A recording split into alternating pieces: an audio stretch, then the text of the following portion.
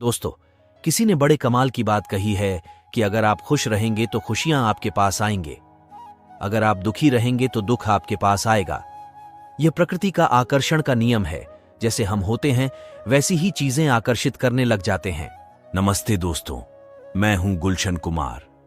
एक बड़ी छोटी सी कहानी पुराने जमाने की। एक राजा था जो निसंतान था, जिसको पुत्र प्राप्ति नहीं हो रही थी। बहुत जतन किए, लेकिन हर बार उसे निराशा हाथ लगी। किसी ने उस राजा को सलाह दी कि आपके ही राज्य के किसी छोटे बच्चे की बलि चढ़ा दीजिए, आपको पुत्र प्राप्ति हो जाएगी।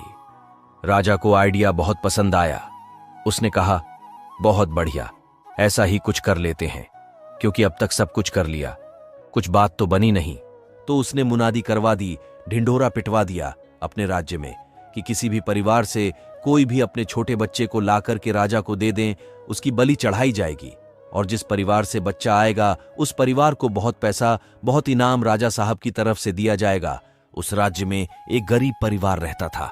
उनके बहुत बच्चे थे, एक छोटा बच्चा था। सबसे छोटा जो मंदिर जाता था, भक्ति करता था और कुछ करता नहीं था। तो उस परिवार के मुखिया को लगा कि हमारे तो इतने बच्चे हैं, तो इसको दे देते हैं, क्या फर्क पड़ेगा, और वैसे भी ये किसी काम का नहीं है। तो उस परिवार के मुखिया ने उस बच्चे को राजा को सौंप दिया। राजा ने अपनी तरफ से बहुत सारा पैसा इनाम दे दिया। वह परिवार खुश हो गया।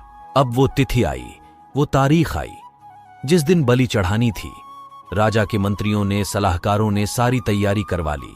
राजा का इंतजार था। राजा पहुंचा। बलि चढ़ाने की पूरी तैयारी थी, लेकिन राजा ने बच्चे से कहा कि बेटा, तुम्हारी कोई अंतिम इच्छा है? तो उस बच्चे ने कहा कि हां, मेरी अंतिम इच्छा है, बस मुझे रेत का ढेर ला करके दिया जाए। तो रेत मंगवाई गई, मिट्टी मंगवाई गई। उस बच्चे ने फटाफट से 4 छोटे छोटे घर बना दिए, ढेरियां बना दिया है। और उसके बाद उस बच्चे ने पहली वाली ढेरी को, जो पहला मकान उसने बनाया, उसको गिरा दिया। दूसरा बनाया, उसको गिरा दिया। तीसरा बनाया, उसको गिरा दिया। और चौथे के सामने हाथ जोड़ करके बैठ गया, आंखें बंद की, प्रार्थना की, और उसके बाद बोला राजा से कि अब मेरी बलि चढ़ा दो, जो करना है करो। राजा डर गया, सलाहकार डर गए, मंत्री डर गए। बोले, उसने क्या किया है? इसने कौन सी ये विद्या अपना यहां पर क्या विधि लगाई? उससे पूछा, तुमने क्या किया है? उस बच्चा ने कहा, कुछ नहीं किया, बस मैंने 4 मकान बनाया और 3 को गिरा दिया, 1 को रहने दिया।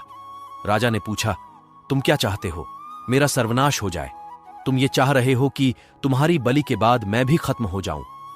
तो बच्चा ने बोला, नहीं, मैं किसी का बुरा नहीं चाहता। जो 3 मकान मैंने गिराए, पहला मेरे माता पिता का था, उनकी जिम्मेदारी थी मुझे बचाना, लेकिन उन्होंने तो पैसों के लिए मुझे बेच दिया, तो उस मकान को गिरा दिया। दूसरा मेरे सगे संबंधियों का आधार रिश्तेदारों का था, उनकी जिम्मेदारी थी कि मेरे माता पिता को बुद्धि दें कि मुझे ना बेचे, लेकिन उन्होंने भी कुछ नहीं कहा, उनका भी मकान गिरा दिया। तीसरा मकान आपका था राजा साहब, आपका तो सबसे बड़ा कर्तव्य है प्रजा की रक्षा करना, और आप मेरी बलि चढ़ाने चले हो, आपका भी गिरा दिया। चौथा वाला तो मेरा मंदिर है, मेरे परमात्मा का, अब उन्हीं से मेरी जो है आशा बची है उनसे।